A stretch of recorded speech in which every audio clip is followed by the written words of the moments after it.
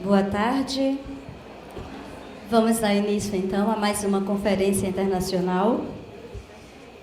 Preciso, primeiramente, dizer da alegria, do privilégio, da honra de estar aqui nessa mesa, nessa conferência, coordenando o professor Dr. Bernard Charlot. Eu queria fazer uma apresentação do Charlot, fugindo um pouco do script, falando um pouco do homem, Bernard Charlot, e, obviamente, também do pesquisador.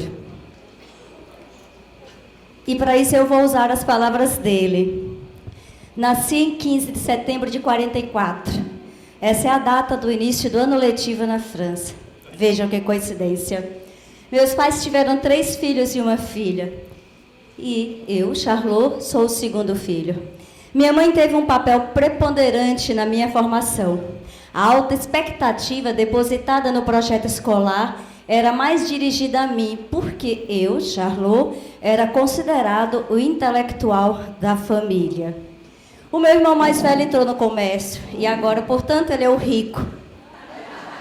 O terceiro filho se tornou fisioterapeuta, obrigada. E a minha irmã, embora não tenha prosseguido seus estudos nem ficado rica, tem uma vida bastante tranquila, bastante boa. Quem é o Charlot estudante, ou quem foi? Entrei na primeira série e depois de 2 semanas colocaram-me na segunda série, vejam, porque já tinha sido alfabetizado pela minha mãe. Não sei se isso foi bom, porque sempre fui o menorzinho da turma. Não foi fácil. Fui sempre o primeiro ou o segundo lugar da turma, mas não era um CDF típico, porque sempre tive amigos entre os últimos da turma, o pessoal do fundão, né? Era bom aluno, mas era perdoado pelos amigos. E os sonhos? O Bernard Charlot sonhava em ser jornalista político. Não foi. Passou num concurso e ganhou uma bolsa para estudar literatura na Sorbonne e se tornar professor, imagine, de francês. Não queria ser professor de francês. Então a mãe dele foi procurar o professor de filosofia, pedindo conselhos para saber como se tornar professor de história. Pois bem, o professor de filosofia aconselhou o Charlot ser professor de filosofia.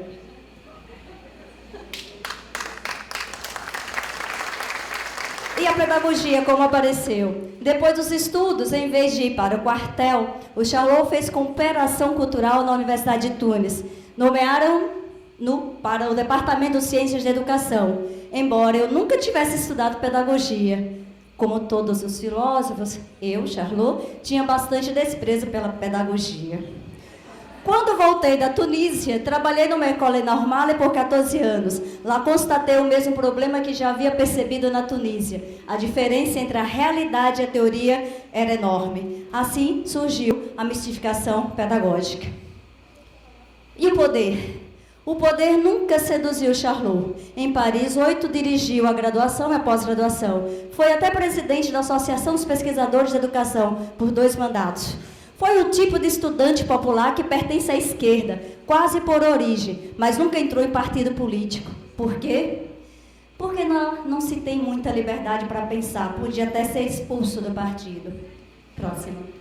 E a política? Na Universidade de Paris 8, ele foi vereador da cidade de Saint-Denis, na periferia de Paris. Foi lá que ele fez boa parte das pesquisas sobre a relação com o saber.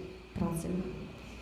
E educação e pesquisa, diz o Charlot. Na pesquisa e educação devemos considerar o aluno como ser humano indissociavelmente social e singular.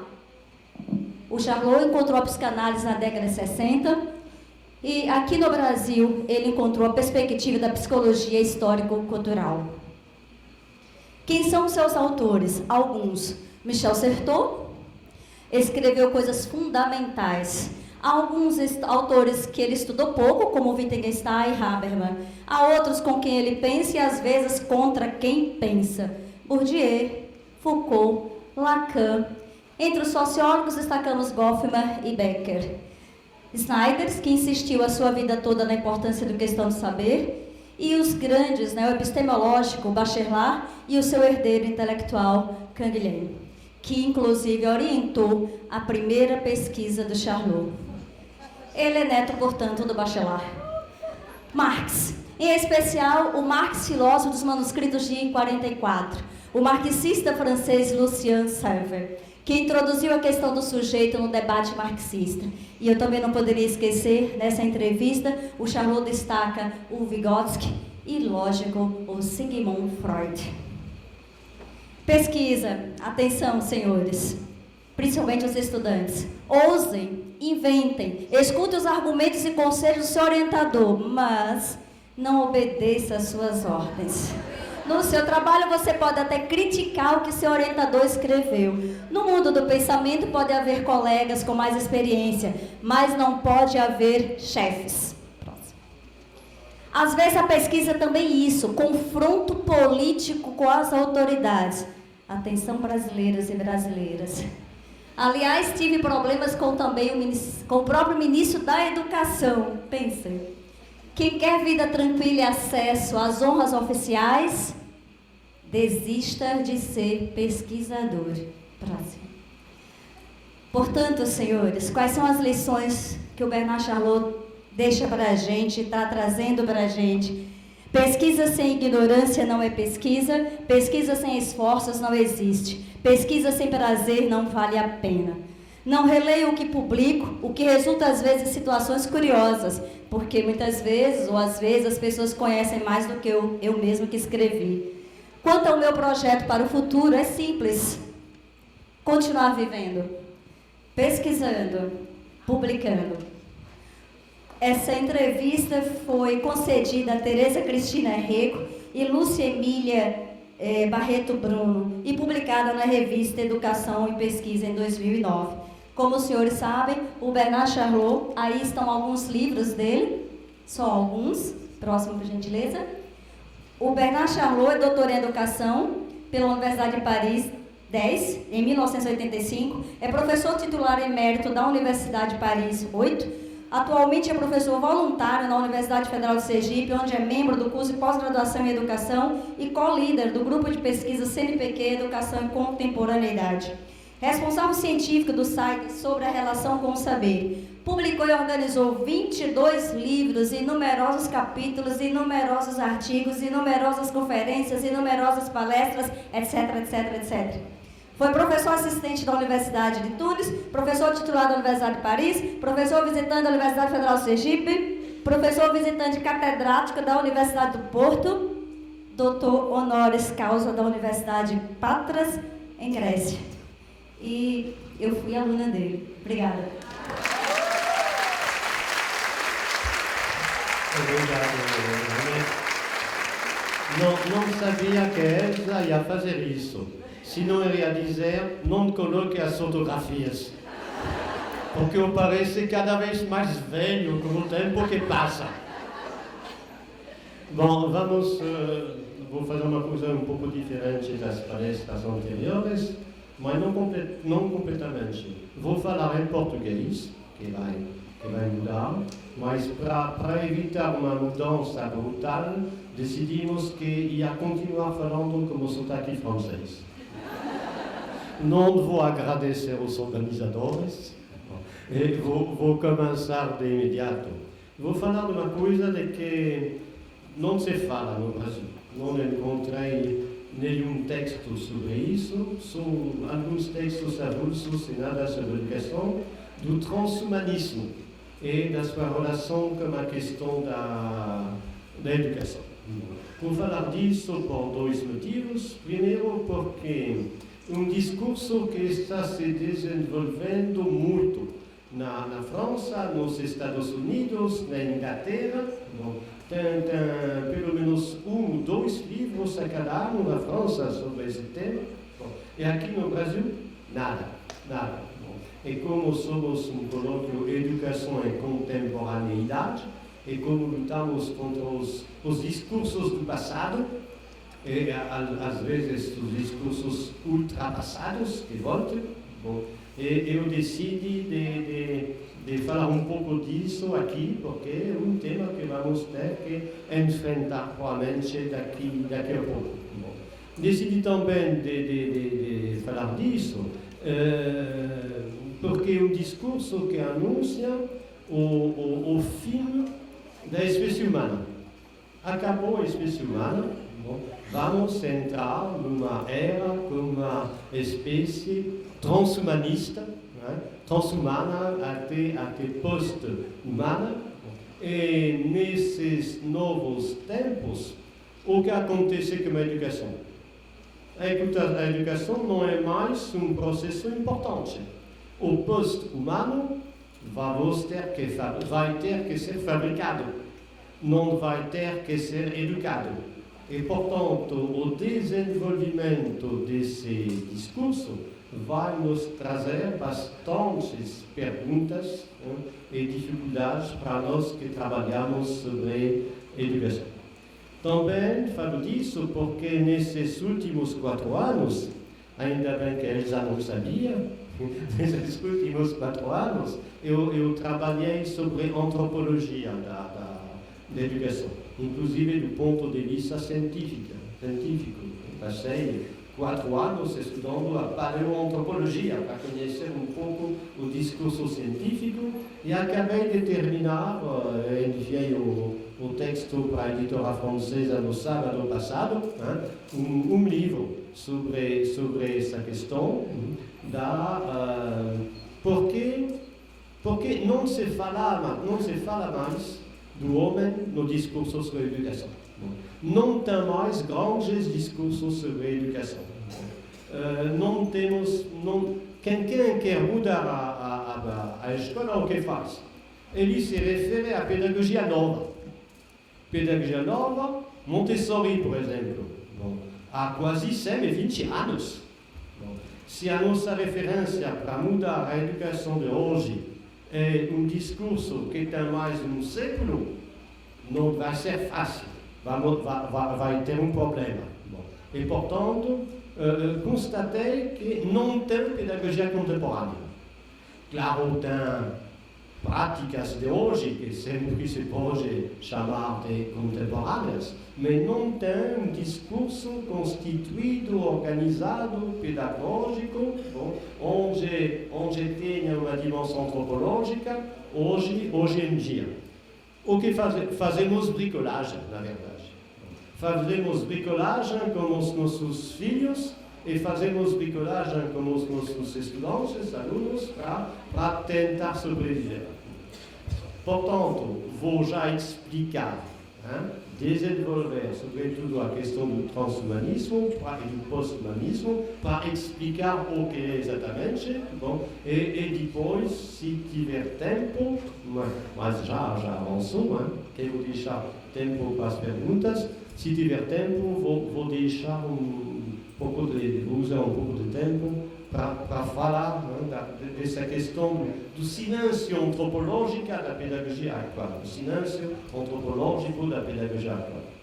Transhumanismo, o que é? É um movimento que nasce na década de 60 na Califórnia, em particular em Los Angeles, e que se organiza na década de 90. Em 98, acho, vou verificar a data, em 98 foi criada uma World Transhumanist Association, que em bom português significa Associação Transhumanista Mundial, que mudou de nome em 2008, vocês podem encontrar no Google, como o nome Humanity, mais como a cruz, como em matemática, Humanidade, o nome em inglês, Humanity+, desde 2008. E em 2008 também foi criada a Universidade da Singularidade, que faz formação e com um centro de start-up. E o homem que criou essa Universidade da Singularidade, ele se chama Kurzweil, Ray Kurzweil. E você sabe o que ele faz como trabalho agora? Ele é diretor da engenharia do Google. Google é um dos principais apoios do discurso transhumanista. Portanto, não se trata apenas de um discurso assim. O velho sonho da humanidade de criar uma boneca uma estátua que vai se tornar humana. Já aconteceu com Pygmalion, em Ovid, o escultor Pygmalion cria uma estátua, uma mulher, ele está tão cansado das mulheres reais que ele faz uma estátua da mulher ideal. Ele se apaixona pela mulher ideal, ele obtém dos deuses que ela se torne uma mulher real, Pygmalion. Teve uma peça de teatro de Georges Bernard Shaw sobre isso e filme da década de 60, acho que de Cukor, sobre Marie Ferredi. Teve também Frankenstein, o monstro. O monstro não se chama Frankenstein, porque o monstro não tem nome. Frankenstein, Victor Frankenstein, é o nome do estudante que fabrica o monstro. Bom, no romance de Meg Michel, e teve Pinocchio. Pinocchio, que não era uma boneca simpática, e depois que se tornou simpática, com pressão dos leitores de Walt Disney em Hollywood. Era uma boneca que fazia coisas muito cruéis, e na primeira história era enforcado por bandidos. Esse velho sonho de criar um ser artificial que depois vai se tornar um ser humano tem a forma atual do transhumanismo. Criar um novo tipo de ser, um ser que vai ultrapassar a espécie humana atual. O que é novo é que hoje existem possibilidades técnicas que fazem com que esse sonho comece a poder ser acreditável. Essa é a nova situação. Existem associações nacionais. Tem uma associação que foi criada na França em 2007, Technoproc, que é uma associação transhumanista francesa. No Brasil, nada. Procurei no Google, alguns textos sem nada de sistemático, e tem um endereço do Facebook, que é Transhumanismo BR. Nem tentei entrar porque não estou no Facebook. Não quero ser espionado por Donald Trump. Não estou no Facebook. No Brasil, nada. Vai chegar, ainda nada. Tem duas orientações políticas diferentes. Tem uma orientação que é uma orientação do tipo iluminismo e filosofia do progresso, com essa ideia que cada um tem um direito democrático de se tornar transhumano. E tem uma orientação libertariana, como eles dizem em inglês. A tradução que não é muito boa em português é anarquista, mas são anarquistas de extrema direita, que recusam qualquer intervenção do Estado e tem que deixar as relações de força funcionar. São duas orientações políticas diferentes do transhumanismo, mas com ideias básicas que são iguais. Quais são as ideias básicas? A primeira ideia é que na história da evolução, a espécie humana, a nossa espécie humana, não é o fim da evolução. É um momento relativamente cedo. A evolução vai continuar além da espécie humana. E os libertarianos, vou traduzir assim, dizem que nem tem que discutir, porque Sapiens não perguntou nada a Neandertal para saber se o Neandertal queria desaparecer. Vai funcionar assim. Estamos no fim da espécie humana, acabou a espécie humana. O nosso tempo acabou. Tem uma data. A primeira data, que foi proposta por Kurzweil, diretor agora da engenharia de Google, e conselheiro do exército, conselheiro técnico do exército dos Estados Unidos. Não são puros discursos assim. O exército está muito interessado com essas tentativas. E Google, como vocês sabem, fazem coisas. Acabou, não sei se acabou, 2040. 2040, talvez vou ver, 2040, estarei apenas com 96 anos, vai ser o Educon, quanto, não sei,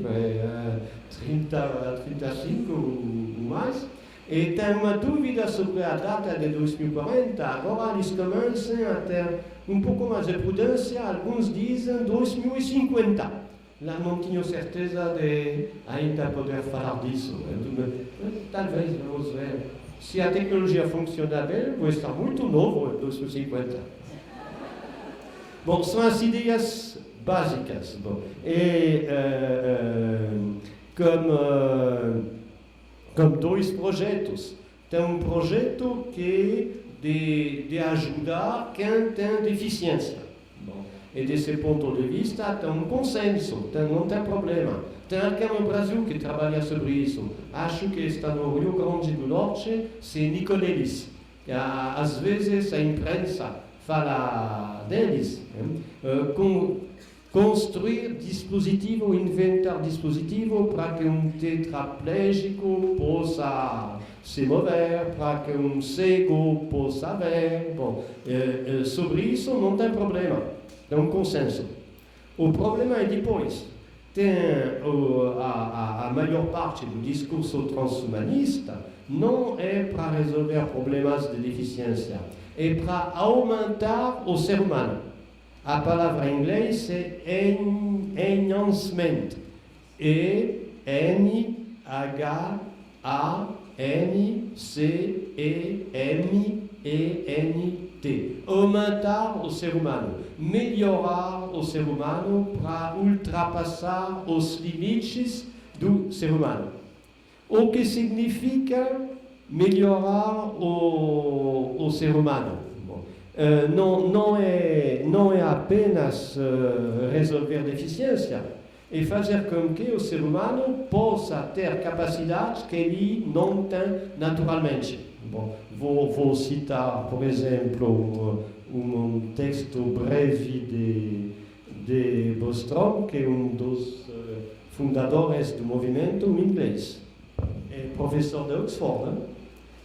O que ele disse? Os post-humanos. Transhumano é primeiro nível. Post-humano é nível final. Né? Os post-humanos são, abre aspas, futuros seres cujas capacidades básicas ultrapassam de forma tão radical aquelas dos humanos atuais que não é mais possível considerá-los certamente como humanos de acordo com as normas atuais. Transhumanos. É um texto já antigo, de 2003. É um dos fundadores do movimento. Transhumano, post-humano, parece como? Tem vários níveis. Tem o nível da compensação. Eu não sou transhumano, mas eu tenho óculos. Bom, além do mais, depois de um problema cardíaco, um infarto, tenho 4 stents. Portanto, já sou um pouco artificial. Sou um pouco artificial, mas o que eu tenho de artificial é para compensar uma capacidade natural perdida ou que não tinha. O que se faz também quando se luta contra a deficiência. Segundo nível dos transhumanos. Os transhumanos têm capacidade que o ser humano normal não tem. É só colocar alguns chips no cérebro ou no braço, já foi feito. Hein? Já foi feito. Warwick, que é um inglês, já colocou uns chips no antebraço para fazer coisas maravilhosas. Não sei porque ele precisava de chips, mas ele colocou para comandar a máquina de café de longe, para abrir, para ter a luz acesa quando ele entrava no quarto, sem fez nada. Funcionava. Depois de um tempo, ele ficou um pouco preocupado. Ele mandou tirar os chips, mas foi muito difícil. Acho que teve 5 horas de cirurgia para tirar os chips, porque os chips começavam a se incorporar o que é normal. Os meus stents são incorporados agora no equipamento biológico. Bom, são coisas. Ele colocou também um boné como ultrassom, e com boneco ultrassom ele podia andar no seu apartamento com olhos vendados, com olhos vendados. Bom, as características do transhumano é que ele tem capacidades que o humano não tem. Bom, inclusive, por exemplo, perceber ondas eletromagnéticas. Isso já se sabe fazer, hein? Não é futuro. Isso já se sabe fazer, isso já se pode fazer. Mas um passo é o post-humano. O post-humano tem uma mudança tecnológica radical no cérebro e no corpo. O sonho para o post-humano é conseguir fazer o download do cérebro para um material sólido. Bom, é isso que eles querem tentar fazer. Em particular, eles dizem para que a espécie humana tenha uma forma de continuar, porque um dia o Sol vai explodir. Bom, a Terra não vai mais ter. Bom, portanto, o ser humano não tem mais de nenhuma forma. Podemos tentar de salvar a inteligência humana carregando o conteúdo do cérebro para material sólido, e material sólido vai por muito tempo para outro planeta. Não são coisas assim, né? São projetos. Não é discurso de ciência ficção, hein? São projetos em que várias empresas, em particular na Califórnia, em particular a Google, em primeiro, estão trabalhando nesse momento, além do mais, com chips cervical, hein? Chips material, o cérebro carregado de material sólido, se pode conectar com vários dispositivos externos até uma usina. Bom, esses são projetos. Mas um passo é o momento da singularidade. O que é essa singularidade? Não tem nada a ver com a psicologia. Não é a singularidade do sujeito. É a singularidade no sentido matemático e físico. O momento da singularidade, o valor da singularidade, é um valor pelo qual uma lei matemática ou física não funciona mais, não é mais válida e pode acontecer uma mudança radical e irreversível. Bom, o momento da singularidade, Kurzweil escreveu sobre isso tudo, de 2040, é o momento em que a inteligência humana, a inteligência artificial vai ter um poder, tanto poder, que vai crescer de forma quase vertical e que pode ter uma mudança radical das nossas condições de vida e de mundo em alguns anos, ou alguns meses, ou alguns dias. Alguns dizem algumas horas. Bom, é o momento da singularidade anunciado por 2040 ou 2050. Além disso, tem a pista das biotécnicas e da engenharia genética. Lá também estamos além do solo. Bom, já tem nanoremédios, nanomedicamentos. Bom, eles estão trabalhando sobretudo sobre nanomedicamentos que podem ter um efeito específico no corpo, em particular para matar um tumor de câncer sem matar as outras células.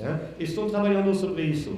Mas para o exército americano, estão trabalhando sobre, em particular, para o exército, mas tem empresariado interessado, estão trabalhando sobre nanoremédio que permite não dormir. Não é mais necessário dormir. Para soldado interessante. Que permite ver à noite. O exército americano está muito interessado e são coisas que estão andando já. Tentam já e já se sabe fazer, agir sobre mudar as células germinais, hein? Isso do material genético. Bom, a forma mais simples de transformar o ser humano é transformar o seu material genético. Bom, avança. Em 2012 foi inventada uma técnica extraordinária, pelo melhor também e pelo pior, que é uma técnica de edição dos genes, que se chama CRISPR-Cas9. Bom, é uma técnica que permite editar um gene o quê? Um gene, uma sequência de nucleotídeos, com 4 bases. Bom, se você conseguir editar, você pode cortar e substituir. Já se sabe fazer isso. E, portanto, mudar facilmente o material genético e já conhecemos tudo, já foi feito, o conhecimento completo do material genético dos homens. É proibido, tem uma convenção internacional de Oviedo de 1977 que proíbe de fazer qualquer intervenção sobre material genético. Foi feito recentemente, em novembro de 2018, um pesquisador chinês de Shenzhen é na frente de Hong Kong, anunciou o nascimento de 2 gêmeas que ele tinha mudado o material genético e ele fez uma intervenção sobre o gene que permite ao vírus de AIDS entrar nas células. Teve uma reação forte da comunidade internacional, que absolutamente não aceita, foi mandado embora da sua universidade e a China até abriu um processo judicial. Bom, mas se sabe como funciona. Quando uma coisa é tecnicamente possível, é raro que não seja feita. A coisa seguinte vai ser o quê? Vai ser ter um clone de ser humano. É possível fazer um clone de ser humano, já se sabe, né? O limite dos debates éticos. Tem outros projetos biotécnicos que são interessantes. Bom, por exemplo, e já foi feito, cortar uma cabeça para colocar sobre outro corpo. Bom, já foi feito em 1970 com o macaco Rhesus, que o novo sobreviveu 36 horas. Você pega uma cabeça boa, que você coloca sobre um outro corpo, que tem uma cabeça ruim, bom, mas que tem um bom corpo. Bom, isso foi feito. E foi tentado já. Tem um italiano, que é Sergio Canavero, desde 2013 ele trabalha sobre isso. Bom, e ele contratou um cirurgião muito hábil, que fez a primeira grefe de mão, e tentaram em 2017, com 2 voluntários, cabeça de um, corpo do outro. Bom, morreram os dois. Mas não, se conseguiram, vai ter problemas filosóficos e jurídicos extraordinários. Quem vai herdar? É só imaginar. Vai ser o marido de quem? O novo marido da cabeça é mais nossa resposta. Marido da cabeça, marido do corpo. Bom, quem vai herdar? Porque tem um que está morto e quem vai herdar? Estou imaginando um corpo cheio de tatuagens para as mulheres que ele amou, como uma outra cabeça. Bom, vai ter um monte de...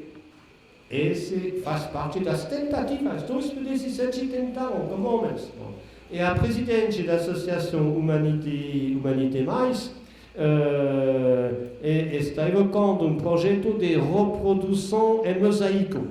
Você quer um filho ideal? Bom, é só indicar a engenharia genética, quer um filho que tenha o corpo desse, a capacidade física do outro, bom, a inteligência de um terceiro, o sentido do humor de um quarto, me fabrica.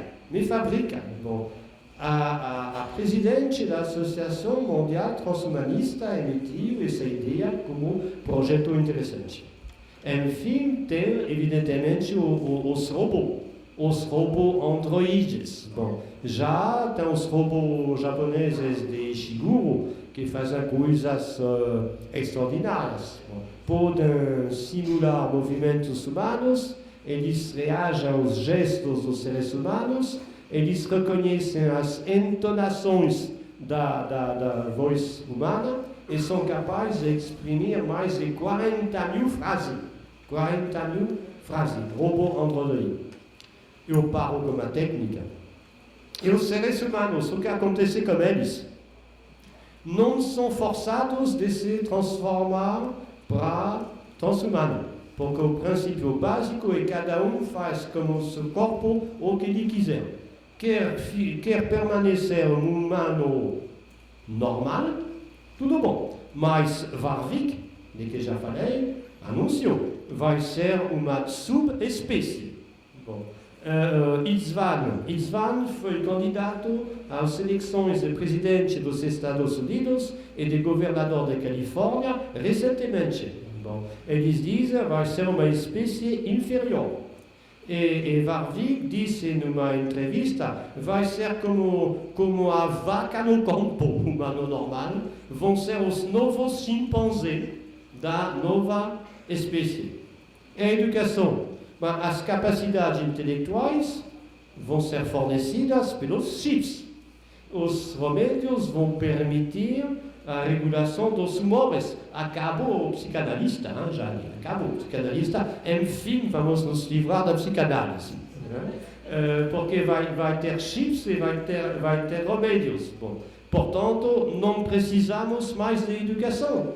Eles dizem, vou citar Isvan, que foi candidato a presidente dos Estados Unidos, o que ele diz a respeito das suas crianças.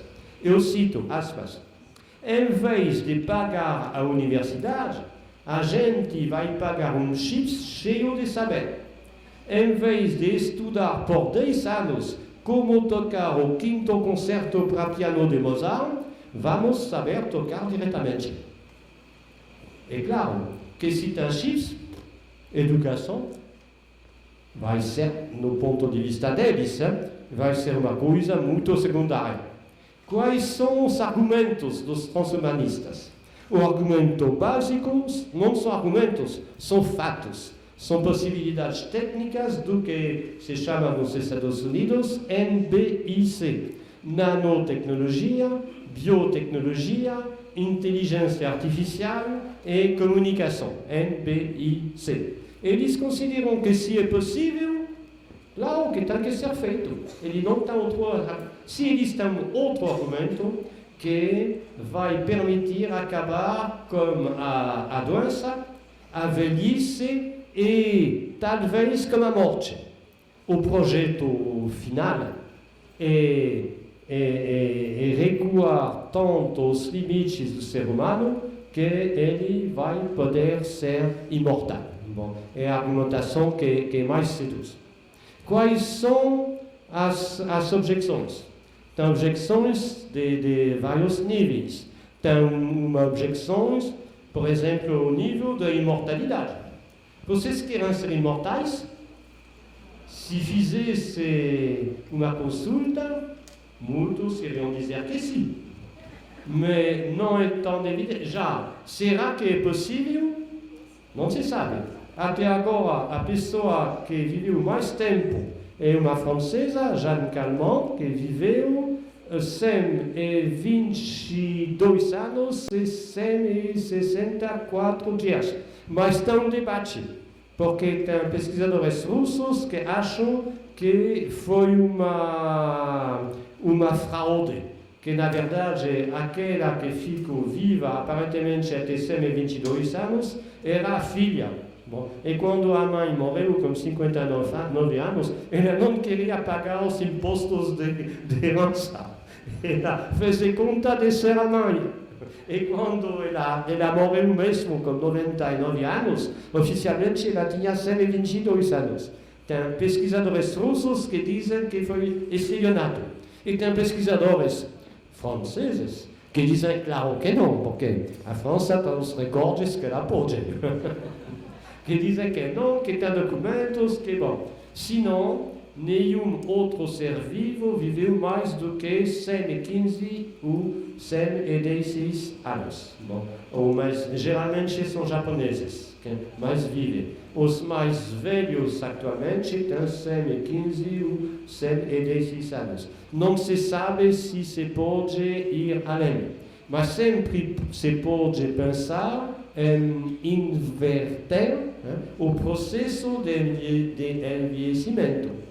Sempre se pode pensar isso, em particular com células troncos. Agora, querem ser imortais? Tem pessoas que dizem, claro que não.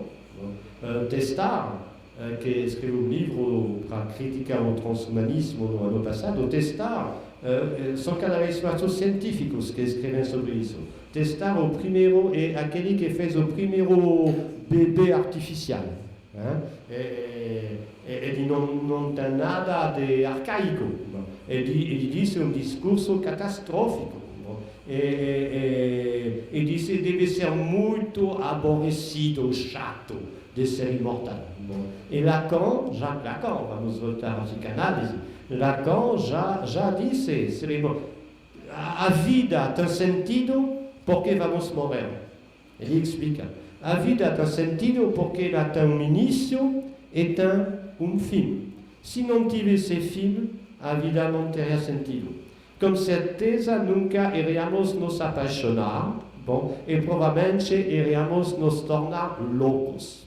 Então, debate para saber se vale a pena ou não. Eu aconselho a leitura do livro de José Saramago, que foi prêmio Nobel de literatura, um português, As Intermitências da Morte. A morte para de funcionar. E tem muita gente que tem problema. Os hospitais têm problema. Os dois que têm mais problema, a Igreja Católica. Porque se não se morre mais, tem pouca gente que vai à igreja. Tem um problema de clientela. E quem tem ainda mais problema do que a igreja do livro é a máfia. É a máfia. Se não se morre mais, a máfia vai... Um livro muito interessante. Bom, mas isso é um debate de detalhe. Análise de fundo. Eu faço 3 críticas fundamentais. Primeiro, é uma concepção das capacidades humanas que é muito contestável. Eles pensam como se existissem, como se manipulando alguns genes, iríamos mudar tudo, e mudar toda a espécie. O reforçando genes como chips ia mudar o mundo. É muito mais complicado. Temos aproximadamente 25 mil genes. Não temos alguns genes, um de matemática, um de história, de nada. Temos aproximadamente, se discute entre 21 e 25, depende como se calcula. Temos aproximadamente 25 mil genes. Raramente eles funcionam separadamente. Alguns sim. Tem um gene que automaticamente vai decidir da cor dos olhos. Um gene que automaticamente vai decidir do grupo de sangue ao qual pertencemos. Mas a maioria dos genes funcionam como grupos de genes. Inclusive os neurônios funcionam como módulos de neurônios, centenas de milhares que funcionam ao mesmo tempo para um comportamento. Portanto, não é mudando alguns genes que se vai transformar assim de forma tão simples o mundo. É eficaz para as coisas muito simples. Se você precisar que a porta se abra sozinha, vai funcionar. Se você precisar que a máquina de café funcione quando você se levanta, pode funcionar. Mas eu tenho uma mão para fazer isso, não preciso. As coisas que se pode fazer são tão simples que elas são irrisórias, que não vale a pena. E as coisas que valem a pena não se sabe fazer de forma tão fácil. E afinal de contas, esse homem aumentado é um homem simplificado. porque só se pode fazer essas coisas novas para os gestos mais simples. Eles falam de homem aumentado, simplificando muito o ser humano, é uma filosofia post-vivo, que ignora o que é a realidade da vida. Segunda objeção é uma filosofia sem contexto. Ser imortal, bom, ser imortal com quantos anos? Isso não dizem. Porque ser imortal quando você tem 30 anos é uma coisa.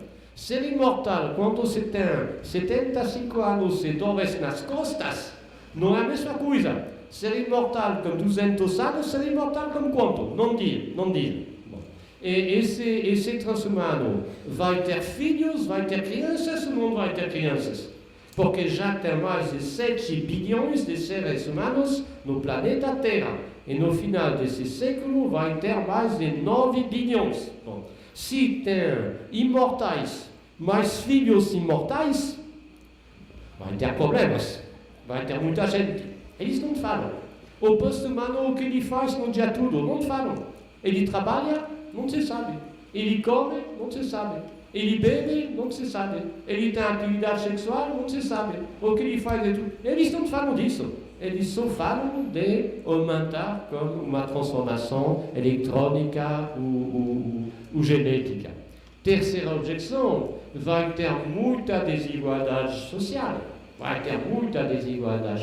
Claro. Bom, e os libertarianos assumem. Os outros dizem não. Aos poucos todo mundo vai poder se transformar transhumano.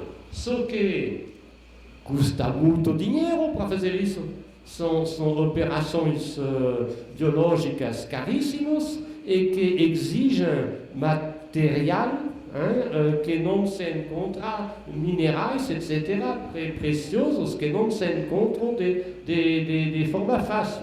E como vai ser muito caro, claro que alguns vão utilizar as novas possibilidades genéticas, biológicas, etc. É fácil de pensar, vai ter um mercado transhumanista em que os mais ricos vão conseguir provavelmente alongar o tempo de vida, como já existe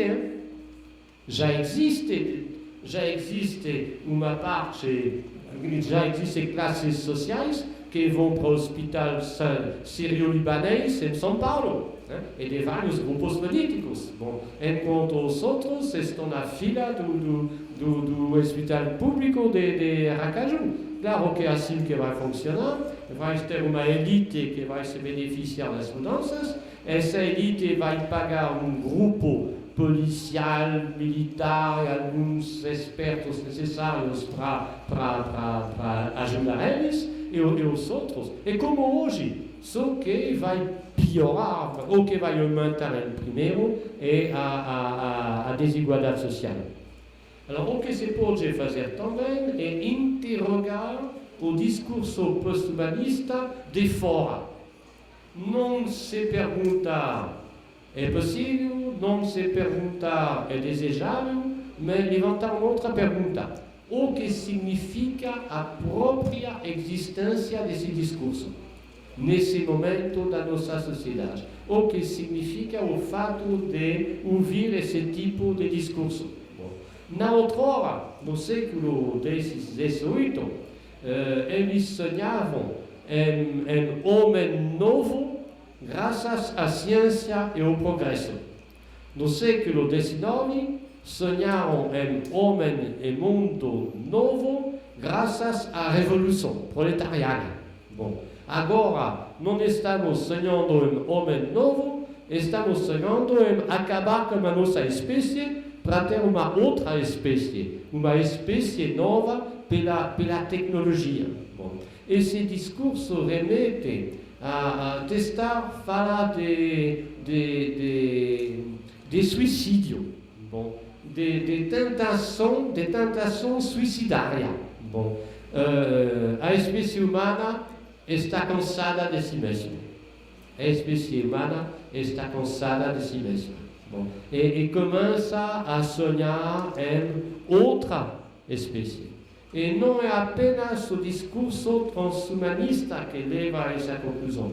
Tem um discurso ecologista que leva, em particular, com post-humanismo filosófico, que é muito desenvolvido na América Latina e que se inspira na filosofia andina, a Mera Tata, Pachamama, e também em Sloterdijk, que é heideggeriano herético. Bom, essa parte do movimento ecologista diz que o homem deve desistir de ocupar o centro do mundo.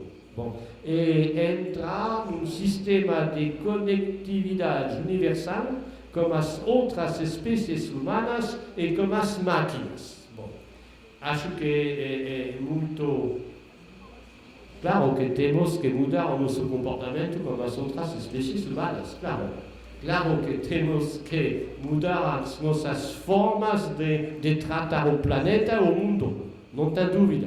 Agora, dizer que temos que desistir de estar no centro do mundo é um argumento puramente retórico, porque nenhuma espécie viva desiste de ocupar todo o espaço que ela pode ocupar.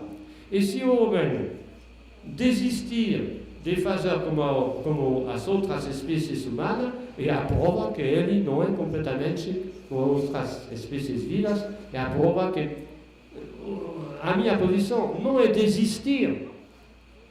Esse mundo é nosso.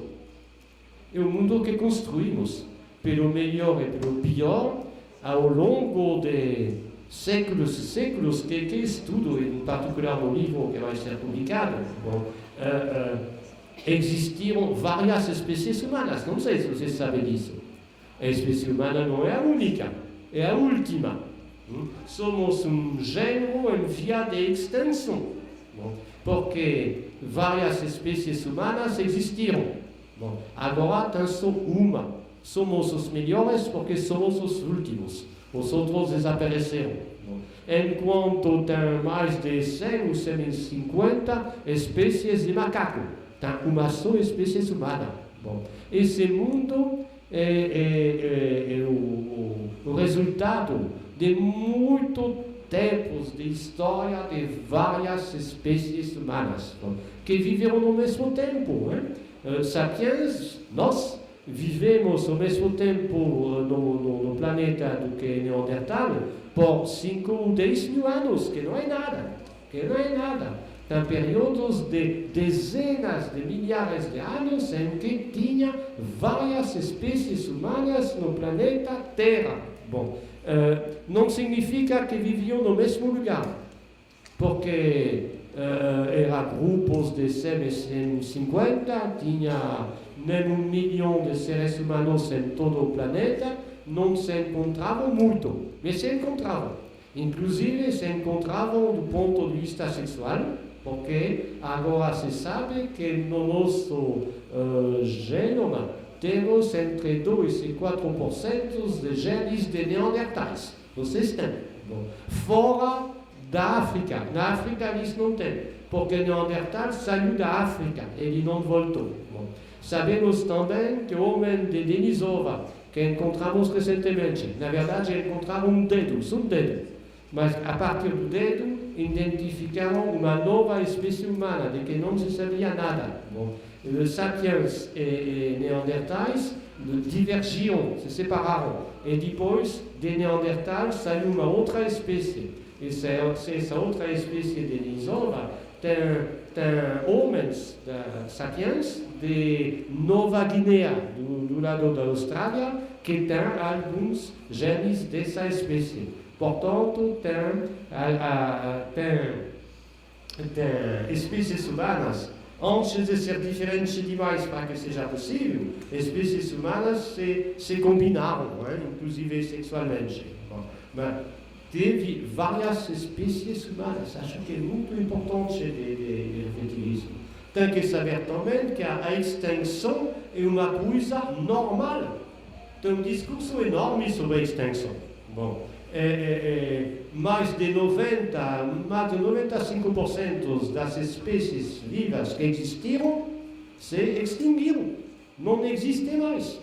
Teve 5 grandes catástrofes na história do mundo. Bom, a última faz 65 milhões de anos, quando os dinossauros desapareceram, ou que foi a sorte dos mamíferos. Bom, dinossauros que eram herbívoros, né? A maioria deles. Bom, só que teve provavelmente uma meteorita, bom, mais erupções vulcânicas, poeira durante anos, talvez dezenas de milhares de anos, bom, raios solares que não entravam bem, bom, fotossíntese que não funcionava bem, portanto plantas que não tinham o suficiente, herbívoros que os grandes herbívoros morreram,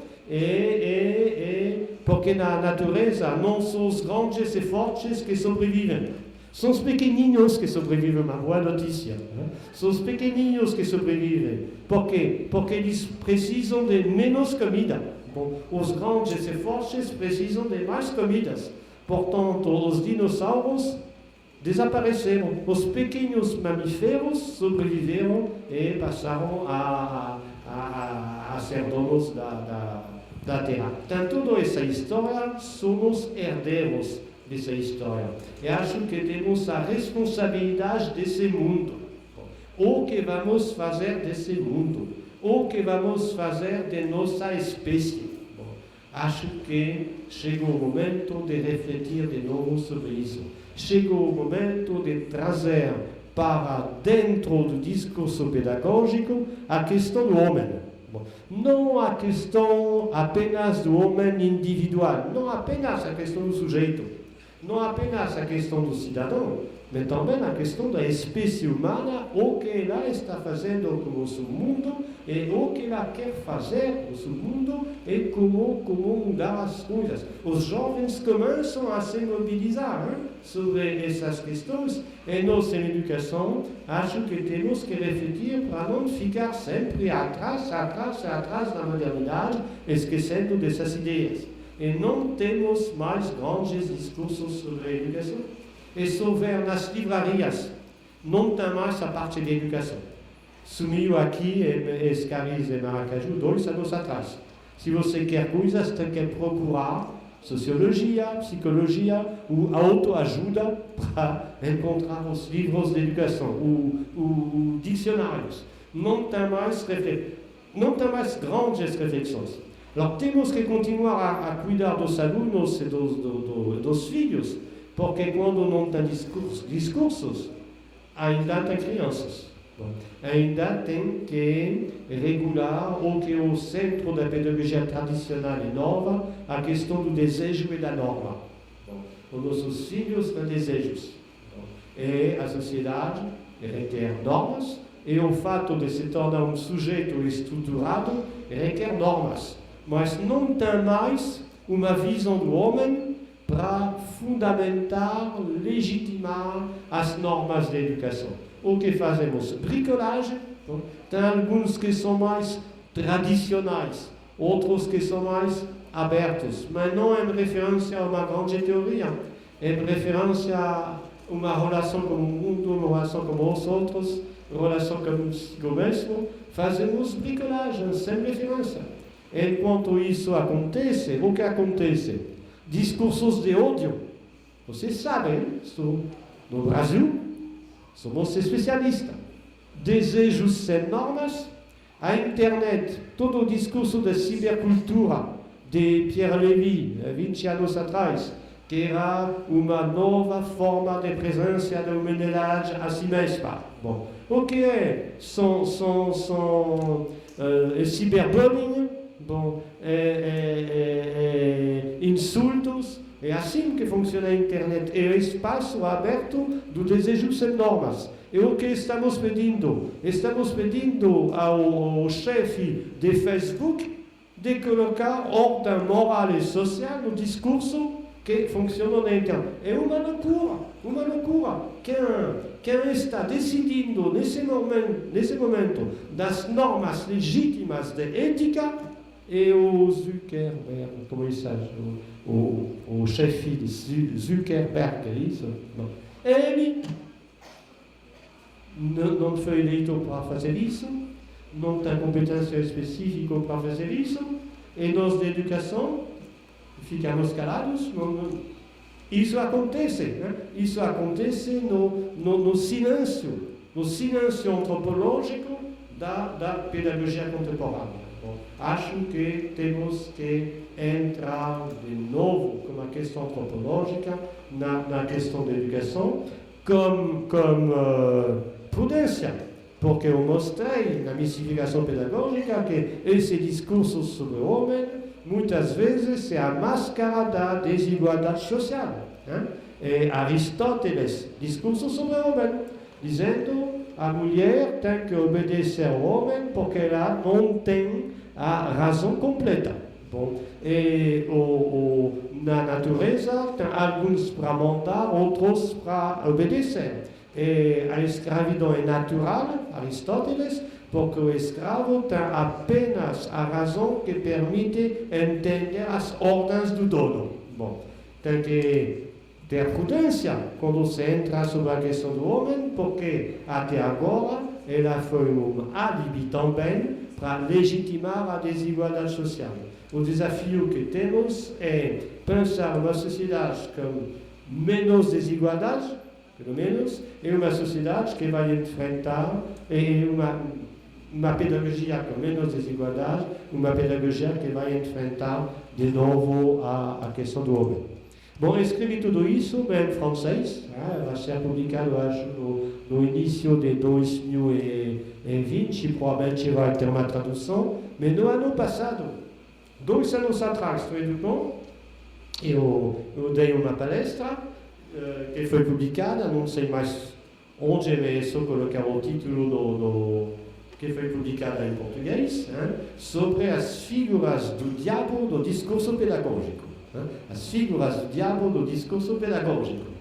E no ano passado, eu publiquei, de certa forma, um resumo, não do livro, mas da primeira versão do livro, em português, porque eu dei a palestra aqui, tenho a referência. O título é A questão antropológica na educação quando o tempo da barbárie está de volta. A questão antropológica na educação quando o tempo da barbárie está de volta foi publicado em Educar em Revista em janeiro, fevereiro de 2019. Educar em Revista, janeiro, fevereiro de 2019. Vocês vão encontrar isso de graça, se quiser. É um pré-resumo do que acabei de desenvolver, mas fala também da questão da qualidade da educação. O que é a qualidade da educação hoje?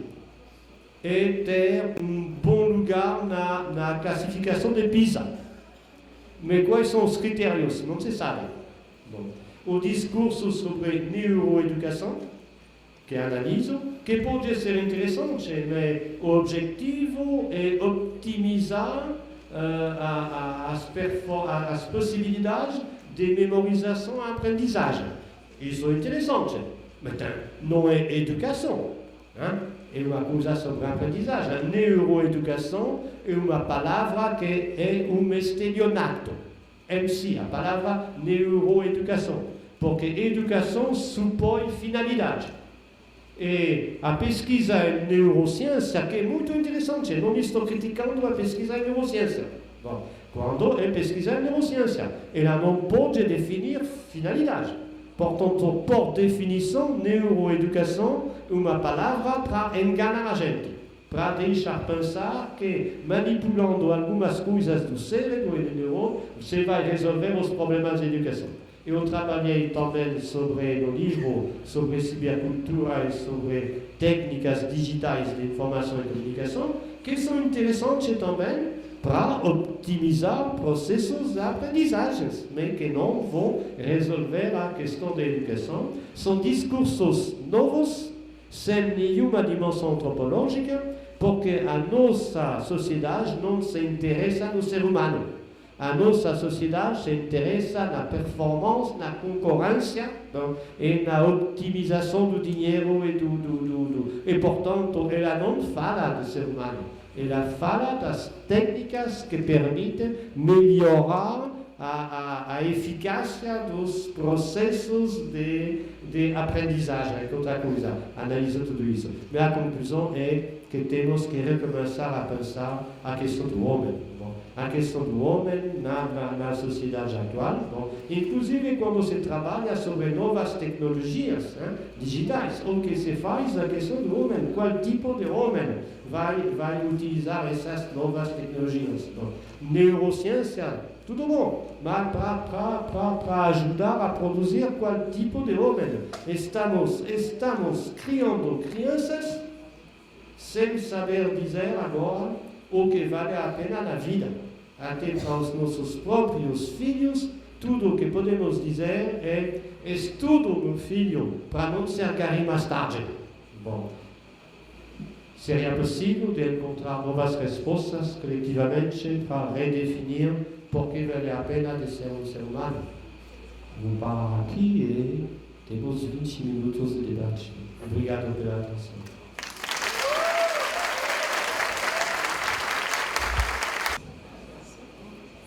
Bem, boa tarde, então. Inicialmente, agradecer aqui ao professor Charlot pela brilhante conferência dele e que demonstra a atualidade do intelectual que está incutido aí no Bernard Charlot, né? Uma fala bem atual e com um grau de compreensão dessa incógnita que estamos vivendo, né? Que sapiens é este que já está entre nós, né? O Prensky chama de sapiens digital. E esses aprimoramentos, enhancements da mente, elas são sim, já estão sendo conferidas aos usuários permanentes das tecnologias digitais. Essas tecnologias que são tecnologias que agem no cognitivo humano. O Prensky, ele diz que então elas acabam desenvolvendo uma sabedoria digital devido a essa utilização dessas lógicas, né, que são lógicas fechadas e facilmente mapeadas e aprendidas pelos seus usuários, né? Então, essa questão é uma questão que eu venho me debruçando também dentro das minhas possibilidades de engenheiro, né? Mas refletir a educação, porque eu sou educador, eu estou educador, embora não tenha me formado em educação, venho aprendendo sobre educação no meu caminhar epistêmico. Tenho pensado bastante que o que nós precisamos de fato, como o professor Charlot muito bem colocou aqui, é não perder a distância da humanidade, né? Sugiro aos presentes, aqueles que ainda não conhecem, que conheçam a obra do Harari, Yuval Noah Harari, né? Um historiador novo, 40 e poucos anos, mas que vem refletindo também, né, essas questões que o professor Charlot nos trouxe aqui. E ele coloca pontos ali que se encaixam ou complementam muito bem a preocupação aqui do professor Charlot. Ele nos diz que com o andar que estamos nos dirigindo, nós estamos, parte da humanidade vai ser relegada a uma posição de irrelevância, né? Por quê? Porque as máquinas já estão fazendo grande parte das coisas que os humanos fazem, né? E quando a gente fala de máquinas para acender luz, fechar a porta, abrir porta e ligar outras máquinas, né? São coisas irrisórias, muito pequenas, que acredito, professor, que isso demonstra que são experimentos, né, para ver, inclusive, as possibilidades de se ir além, né? Porque são inteligências artificiais ainda fracas, né? Já estamos falando aqui de inteligências, ou já estamos cientes de inteligências artificiais fortes, que são inteligências artificiais, inclusive, que já têm consciência, né?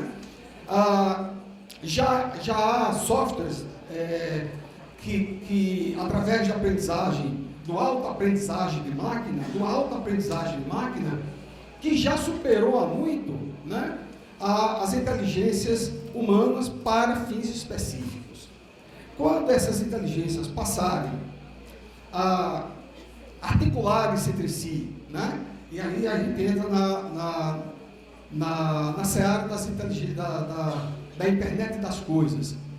Que bobagem, geladeira falar com a máquina de lavar e depois falar com o dono. Isso é bobagem, para que serve isso?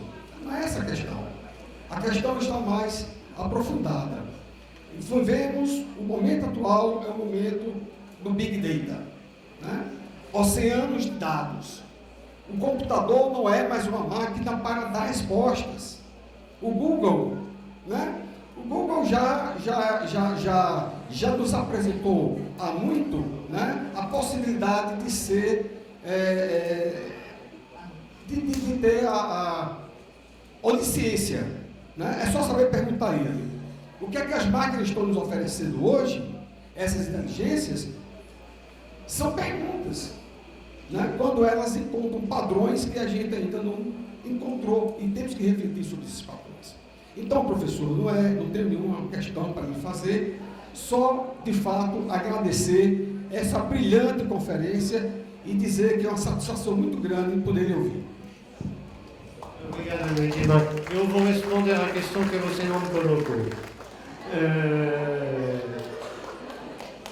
A geladeira, como a internet das coisas, ela vai avisar alguém do que está na minha geladeira ou vai fazer uma coisa puramente técnica? Quando eles vão fazer o que vai ser possível de fazer daqui a pouco, um perfil de minha saúde, né? Inclusive um perfil genético para tecnicamente, Henrique, melhorar, mas em qual contexto? Esse perfil genético vai para a companhia de seguro ou não vai para a companhia de seguro? Ele vai para a companhia de seguro, com certeza, se não fizermos nada. O Big Data, eu trabalhei sobre isso, inclusive no livro, é um inferno, já. É um inferno. Às vezes é útil para saber onde você vai enviar a polícia, para ver em qual bairro você vai enviar a polícia para melhorar a segurança. Só que os bandidos não são idiotas, eles mudam de bairro. Foi verificado. Você tem um algoritmo para saber, por exemplo, para gerir o problema das casas, etc. O algoritmo, muitas vezes, ele é tão automático que ele é um pouco idiota. Por exemplo, se você está saindo de prisão, você não é nada prioritário para ter um apartamento. Por quê? Porque você não estava na rua nos meses passados. Eu juro que não estou inventando nada. Você não estava na rua, portanto não é prioritário. E também os critérios para entrar no sistema de Big Data, tem que entrar um monte de dados, particularmente indiscretos. E dados particularmente indiscretos quando você é pobre. Porque quando você é pobre, quando você é doente, quando você é fraco, você está fora da norma. E tudo que eles te pedem de entrar como informações são muitas vezes os idosos não são capazes de entrar porque não funcionam essas máquinas. E os mais fracos, os mais pobres estão com vergonha do que eles têm que dizer. E os resultados ninguém consegue entender. O sistema passa a ser tão complexo que ninguém pode verificar se é justo nos dois sentidos da palavra. Se é justo, se é intelectualmente correto e se é justo do ponto de vista da justiça. Portanto, não tinham nada contra as formas modernas, senão já estaria morto há mais de 3 anos.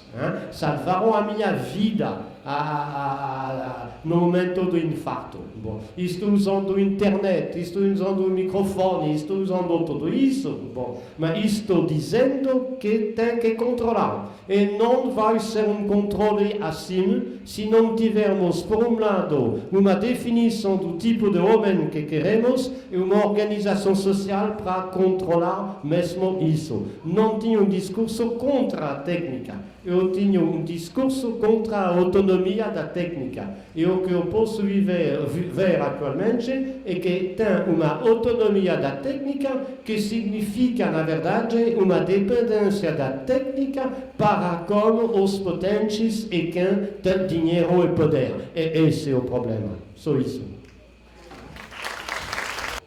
Boa tarde a todos. Eu sou de Goiânia, do estado de Goiás. Sou professora de educação básica, professor, e também acadêmica de mestrado lá na Universidade Federal do nosso estado. Eu li algumas obras suas e uma expressão que me chamou muita atenção que o senhor traz é a questão da leitura positiva da realidade social. E isso eu fiz alguns trabalhos, com referência às suas obras. E lá a gente trabalha essa questão da leitura positiva, quando o senhor traz, em relação à questão do fracasso escolar, E que ao invés de pensarmos o fracasso, podemos pensar no sucesso, escolar, e não nas carências, nas perdas, mas naquilo que o aluno faz, nessa questão da leitura positiva. E aí, trazendo nesse contexto que o senhor trabalhou aqui hoje, quando o senhor coloca, a questão do silêncio antropológico da pedagogia atual, contemporânea, e também que nós devemos pensar a questão do homem, nesse contexto que o senhor traz, como que a gente poderia, então, ter essa leitura positiva, nesse contexto? Como eu faria essa leitura positiva da realidade social, saindo desse silêncio que o senhor traz e pensando a questão do homem? É isso. Vou tentar responder rápido, mas não é uma questão simples. Primeiro, não faço milagre. Entende? O pesquisador não é alguém que pode resolver qualquer problema. O pesquisador é alguém que permite melhor entender a situação, em particular melhor entender as contradições. Porque o pesquisador que pode trabalhar as contradições, nem o militante, nem bom. Leitura positiva. Não digo que tem que pensar o sucesso em vez de pensar o fracasso. Eu digo que tem que pensar o fracasso de outra vez. Bom, geralmente se pensa que ele fracassa porque ele não tem isso, porque ele não é assim. Bom, estou dizendo, tem que pensar o que acontece como experiência, o que remete ao que a professora Cristine disse na palestra de abertura também, como se vive quem está numa situação de fracasso, o que experiência que ele tem. E a partir dessa experiência eu posso tentar de mudar a forma como eu vou trabalhar. Eu digo, tem que falar do sem-terra. Aqui é muito leitura negativa. Então, sem-tetos, tem o movimento do sem-terra e sem-isso, Bom, eles não têm, verdade. Mas pensar que alguém é sem-teto ou pensar que ele dorme na rua, não é pensar da mesma forma. Pensar que alguém é sem-teto é pensar nele do ponto de vista de quem tem um teto. Bom, pensar que ele dorme na rua é pensar do ponto de vista da experiência que ele tem que atravessar. É isso que eu chamo de leitura positiva. Como aplicar do ponto de vista antropológico? É uma boa pergunta, interessante. Não responde explicitamente de forma clara, mas entrei nessa pista, acho que é por isso que eu li milhares de páginas de paleoantropologia. Bom, afinal de contas, é o que é um ser humano? é o que um ser humano, o que é o próprio do homem. Não é ferramentas. Tem animais que usam ferramentas. Só que o homem usa a ferramenta para construir ferramenta. Bom, não é bipedia. Bom, tem outras criaturas que podem andar em duas pernas. Só que o homem é o único que pode ficar de pé sem se mexer. Bom, é o único que pode ficar na frente de um quartel sem se mexer. É um homem. É estranho, mas assim. É o único que pode correr também de forma um pouco longa sobre 2 pés. Linguagem é o único que fala, o único que tem a possibilidade fisiológica de falar. E a linguagem humana tem diferenças específicas, mas outras espécies têm também sistemas de comunicação. Bom, cheguei à ideia de que o que é mais específico do homem, é a minha ideia, é o mundo humano, porque todas as coisas que você diz, o paleoantropólogo pode mostrar que tem alguns animais que fazem. Bom, mas tem uma coisa que ninguém vai me mostrar: o mundo humano é igual ao mundo animal, é igual ao mundo humano. O que é o mundo humano? É a objetivação, a sedimentação das energias, e das ações de milhares e milhares de gerações precedentes. Como entender o que é especificamente humano?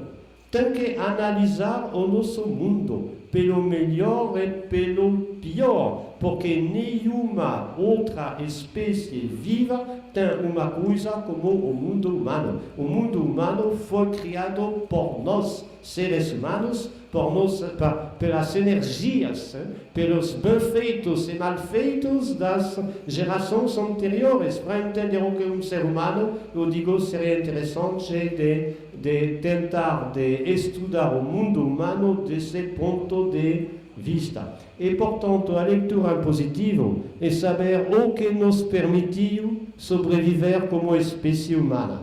Bom, o fato de que fomos capazes de inventar o nosso habitat, a nossa niche ecológica, não sei como isso traduzem. Podemos viver no deserto, podemos viver no gelo, podemos viver no lugar tropical, etc., etc. Bom, somos capazes de inventar, somos capazes de inovar. Bom, somos capazes de solidariedade. Sem solidariedade não teria mais espécie humana. Bom, e fizemos um passo para ser parcialmente independente, não da natureza. Natureza, não sei o que significa essa palavra. Quanto mais estudo, menos entendo o que significa natureza.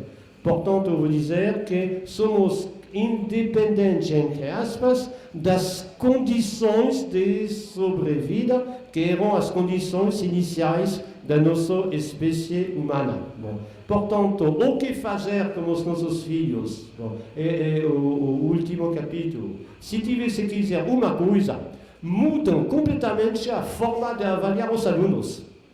Tem que parar com essa forma de avaliar os alunos, porque essa forma de avaliar os alunos é o que perpetua a lógica de concorrência que está devorando a nossa sociedade, que está devorando as nossas vidas e que está devorando o nosso planeta. A lógica não apenas de mercado liberal, mas além do mercado liberal, uma lógica mais profunda de concorrência. Ela funciona nas nossas salas de aulas. Não fazemos avaliação para ajudar os alunos a aprender. É uma mentira. Prova disso é que quando o aluno tem uma nota ruim, o que fazemos? Nada. Porque a avaliação fez o que ela queria fazer, na verdade, atrás dos discursos álibi, não era para melhorar a aprendizagem, a avaliação é para hierarquizar os alunos. Tem que repensar isso. Tem que também pensar nos conteúdos. tem que introduzir o homem como espécie, a aventura humana. Somos resultados de uma aventura humana. O que significa, na biologia, na história, etc., de ter um projeto, de falar da aventura humana, da solidariedade, da dignidade, do fato de que a educação é um processo de humanização, de socialização, de singularização. Isso a professora Cristina falou também, pela manhã, no mesmo sentido. Essas são pistas de uma leitura positiva. Mas, concretamente, tem que refletir por que vocês ensinam isso aos alunos. Não ensinamos coisas úteis. Quem sabe que ensinamos poucas coisas úteis. Não digo que não devemos ensinar coisas úteis. Eu digo que, além de coisas úteis, o que devemos fazer é ensinar coisas importantes. Eu sempre uso, gramática, todo mundo sabe que não serve para nada. Mas não digo que não se deve ensinar gramática. Mas se deve ensinar gramática por quê? Porque a linguagem é especificamente humana. Trabalhar sobre a forma como a espécie humana fala vale a pena, importante. Mas talvez não seja a diferença entre adjunto nominal e complemento de nome. Talvez deveríamos trabalhar de outra forma a linguagem, como um verdadeiro conteúdo. Matemática, vocês sabem, vários já me ouviram dizer isso. Depois das proporções, não serve para nada. Vocês já resolveram a equação do segundo grau na sua vida? Não serve para nada. Não digo que não se deve estudar, mas tem que refletir. Por que ensinamos isso? Não é porque é útil. Não é porque é útil. Já expliquei que agora eu desisti de mentir aos alunos. Quando eles me perguntam serve para quê, eu respondo serve para nada. Ficam indignados porque eles esperam uma mentira pedagógica. Por que se ensina? Eles nunca perguntam para que serve quando é interessante. E quando é muito chato que eles perguntam. E quando eles perguntam por que se ensina? Para aí. Futebol serve para quê? Para nada. Dançar serve para quê? Para nada. E quando são adultos, eu digo, e fazer sexo quando já se tem crianças serve para quê? Para nada. As coisas de que gostamos na vida não servem. São importantes. Mas por que são importantes? Lá podemos começar a discutir. A gramática não é mais útil do que o futebol. Você pode gostar de entender como se fala. Matemática não é mais útil do que dançar. Mas a mesma coisa. Só que futebol e dançar pode me dar prazer. Gramática e matemática pode dar prazer. É o nosso desafio pedagógico, que é o que eu chamo de equação pedagógica, aprender igual atividade intelectual, mais sentido, mais prazer. É isso que tem que resolver.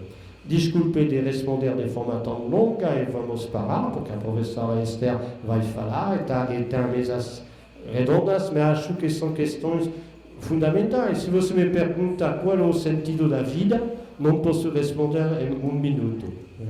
Mas eu fico disponível para quem tinha outras perguntas para responder depois. Obrigado pela atenção.